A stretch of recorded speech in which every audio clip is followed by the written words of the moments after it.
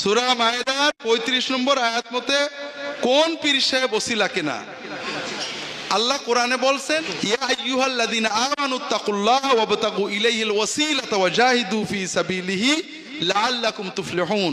হে ঈমানদারগণ, তোমরা ঈমানের পরে তাকওয়া অর্জন করো, ওসিলা সন্ধান করো, জিহাদ করো। ঈমান, তাকওয়া, ওসিলা, জিহাদ, চারটে যদি কমপ্লিট হয় তোমরা সফলতা লাভ করবে। কয়টা লাগবে? আমরা পীর সাহেবরা ওসিলা ধরছি, রাজনীতিবিদরা জিহাদ ধরছেন, বাদ গেল কয়টা? সেই দুটোই কিন্তু আসল, ওই দুটো বাদ। কথা হলো ওসিলা মানে কি? মাধ্যম, ঠিক না ভাই? আমরা প্রতিদিন 5 ওয়াক্ত নামাজের আজানে আল্লাহর কাছে দোয়া করি, আতে মুহাম্মাদানিল ওসিলা, বলেন না? ওসিলা মানে যদি পীর সাহেব হয়, এই দোয়ার মানে হলো আল্লাহ মুহাম্মদ সাল্লাল্লাহু আলাইহি ওয়াসাল্লামকে একজন পীর দান করুন। মাশাআল্লাহ, ঈমান আছে শুনেই নাউজুবিল্লাহ বলে ফেলেছে। নবীজির কোনো পীরের দরকার আছে?